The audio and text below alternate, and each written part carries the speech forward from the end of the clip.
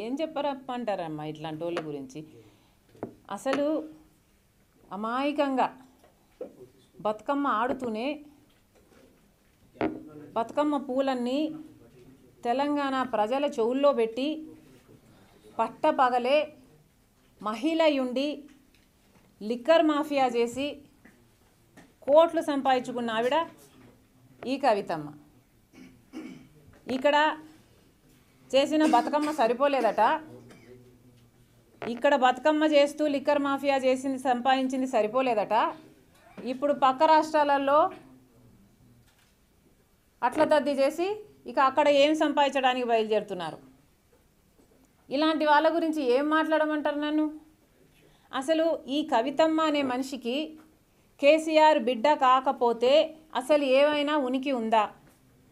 కేసీఆర్ బిడ్డ కాబట్టే సొంత ఎలక్షన్లో ఓడిపోయినా కూడా కేసీఆర్ గారు ఎమ్మెల్సీని చేశాడు కదా. మరి అదే శ్రీకాంతాచారి తల్లి బిడ్డను కోల్పోయింది. ఆ ఉద్యమం పేరు చెప్పి ఈయన అధికారాన్ని అనుభవిస్తున్నాడు. అసలు ఆ పెద్దావిడిని అసలు పోటీకి నిలబెట్టడమే తప్పు. ముందుగానే ఎమ్మెల్సీ ఇచ్చుండాలి. సరే, పోటీకి వాడుకున్నారు మీరు రాజకీయాలకు. ఆవిడని గెలిచేలా చేయకుండా ఓడేలా చేసి ఆఖరికి ఓడిపోయినాక కనీసం ఎమ్మెల్సీ పదవి ఇవ్వాలన్న ఇంగితం కూడా లేదు. సాటి మహిళను అవమానిస్తూనే ఆయన బిడ్డకు మాత్రం ఎమ్మెల్సీ పదవి ఇచ్చాడు. ఈ కవితమ్మ ఆత్మగౌరవం గురించి మాట్లాడుతుందే. ఆత్మగౌరవం గురించి ఏది ఆత్మగౌరవం? మీరు ఒక ఎలక్షన్ ఓడిపోతే మీ తండ్రి పేరును పెట్టుకొని ఎమ్మెల్సీ తీసుకోవడమేనా ఆత్మగౌరవం? ఈరోజు ఈ కవితమ్మ మహిళల పరువే తీయలేదు, లిక్కర్ స్కామ్లో ఇన్వాల్వ్ అయ్యి అసలు తెలంగాణ పరువే తీసేసింది కదా. ఏం మాట్లాడమంటారు ఇట్లాంటి వాళ్ళ గురించి?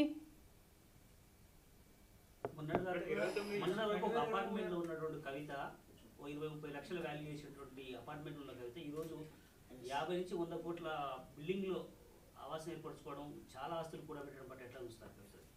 అదే చెప్తున్నాం కదా. ఈ ఒక్క కవితనే కాదు, కేసీఆర్ గారు ఒకప్పుడు స్కూటర్లో తిరిగేవాడు కదా. వీళ్ళకి ఎక్కడి నుంచి వచ్చినాయి ఈ ఆస్తులన్నీ? ఇప్పుడు ఫామ్ హౌస్లు కట్టుకున్నారు, గడీలు కట్టుకున్నారు. ఒకప్పుడు కవితమ్మ అపార్ట్మెంట్లో ఉండేది. వీళ్ళందరికీ ఎక్కడి నుంచి వచ్చినాయి? ఈ స్కాములు చేయబట్టే కదా. కేసీఆర్ గారేమో కాంట్రాక్టుల పేర్ల మీద కరప్షన్ చేస్తున్నాడు. కవితమేమో లిక్కర్ మాఫియా చేస్తుంది. కేటీఆర్ గారేమో రియల్ ఎస్టేట్ మాఫియా చేస్తున్నారు. డ్రగ్స్ మాఫియా, ఇసుక మాఫియా, ఇలా 1, 2 ఏమిటి, మొత్తం అన్ని మాఫియాలు ఈ కుటుంబమే చేస్తుంది కదా. ఇలాంటి వాళ్ళ మాట్లాడేది నా గురించి? నేను రాజశేఖర్ రెడ్డి బిడ్డను. రాజశేఖర్ రెడ్డి ఉండగా ఒక్క పదవి కూడా తీసుకోలేదు నేను, ఒక్క ఆస్తి కూడా సంపాదించుకోలేదు నేను.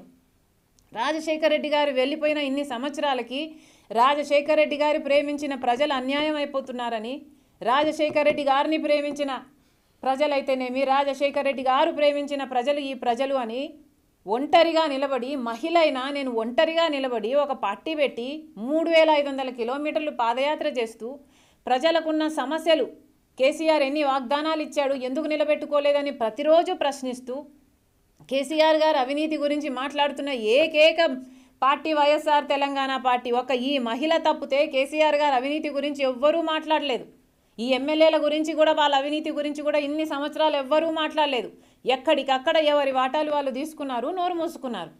ఈరోజు ఒక మహిళ వచ్చి మీరు అవినీతి చేస్తున్నారు, మీరు మీ వాగ్దానాలు ఎందుకు నిలబెట్టుకోలేదు అని ఇవన్నీ అడుగుతుంటే తట్టుకోలేకపోతున్నారు కదా. అందుకే కదా నన్ను అడుగు కూడా బయట పెట్టనివ్వడం లేదు. ఒకటి మాత్రం చెప్తున్నాం, రాజశేఖర్ రెడ్డి గారి బిడ్డను దిగ్బంధం చేయాలని చూస్తున్నాడు కేసీఆర్ గారు. ఉచ్చులో బిగించాలని చూస్తున్నాడు కేసీఆర్ గారు. పంజరంలో పెట్టాలని చూస్తున్నాడు కేసీఆర్ గారు. మీ బిడ్డ ఉంది కదా కవితమ్మ, అదే ఉచ్చులో చిక్కుకుంటుంది. కేసీఆర్ గారు ఏది విత్తుతున్నాడో అదే కోస్తాడు.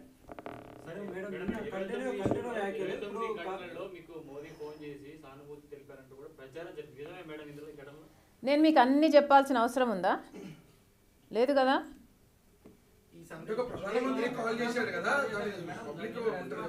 ప్రధానమంత్రి అయినా, ప్రెసిడెంట్ అయినా, గవర్నర్ అయినా, ఇంకొకరైనా ప్రతి ఒక్కరికి ఒక పర్సనల్ లైఫ్ కూడా ఉంటుంది. We are public servants, not public property or public toilets. మాకుండే పర్సనల్ లైఫ్స్ కూడా మాకుంటాయి, పర్సనల్ ఒపీనియన్స్ మాకుంటాయి. Please treat us with respect.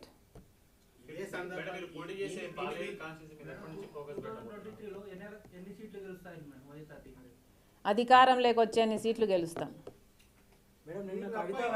క్యాండిడేట్లే లేరు, వైఎస్ఆర్టీపీకి ఎక్స్పోజ్ అవ్వట్లేదు, క్యాండిడేట్లు ఎన్నికల దగ్గర పడుతున్నాయి, ముందస్తు రావచ్చు, ఎన్నికలకు కూడా 1 year టైం కూడా లేదు.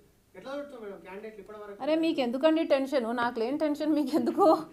మేమంటలేమా ప్రతిపక్షాలు వాళ్ళకే చెప్తున్నా నేను, మీకు ఎందుకండి టెన్షన్? ప్రతిపక్షాలకే చెప్తున్నాము, ఆ పాలక పక్షానికే చెప్తున్నాము. నాకు లేని టెన్షన్ మీకెందుకు?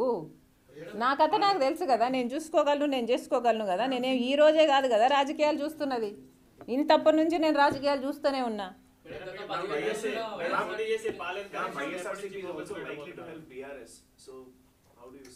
Any party is at liberty to help any party. No, it will not.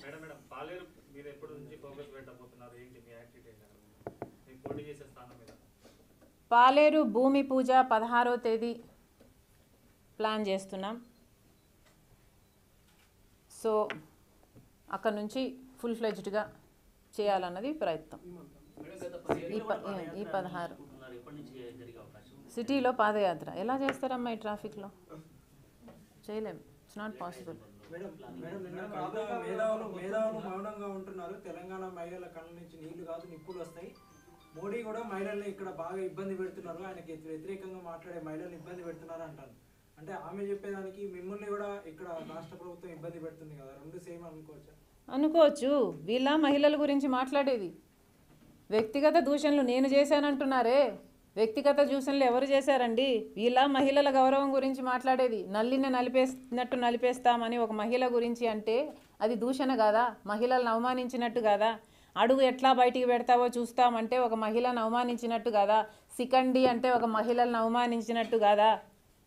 మేధావులు మౌనంగా ఉంటున్నారా అంటుంది, ఎవరు మాట్లాడట్లేదు. అవును, అట్లా తయారు చేశారు కదా వీళ్ళు. ఉద్యమకారులను ఎక్కడ మాట్లాడిచ్చారు? అసలు మొత్తం పార్టీలోంచి ఎల్లగొట్టారు కదా, మొత్తం అందరినీ తొక్కిపెట్టారు కదా. ఇప్పుడు వాళ్ళకు అవసరమయ్యే వస్తే ఇప్పుడు వీళ్ళు ఏదో శుద్ధపూసలు అయినట్టు మీరు ఎందుకు మాట్లాడతలేరని ఇప్పుడు గుర్తొస్తున్నారా? ఇన్ని రోజులు ఏమైంది? ఇన్ని రోజులు మీరు సత్కారం చేస్తుంటే వాళ్ళు మీ పక్కనే నిలబడేవాళ్ళు కదా. ఉద్యమకారులు ఎవరైనా మిగిలారా టీఆర్ఎస్ పార్టీలో? మొత్తం అందరినీ ఎల్లగొడుతురు కదా. ఇప్పుడు ఎవరు మిగిలారు? మేడం గత 15 రోజులుగా వైఎస్ఆర్టీపీ మీద దాడి జరిగిన విధంగానే నిన్న కాంగ్రెస్ పార్టీ వార్ రూమ్ మీద కూడా పోలీసుల దాడి జరిగింది. ఎట్లా చూస్తారు?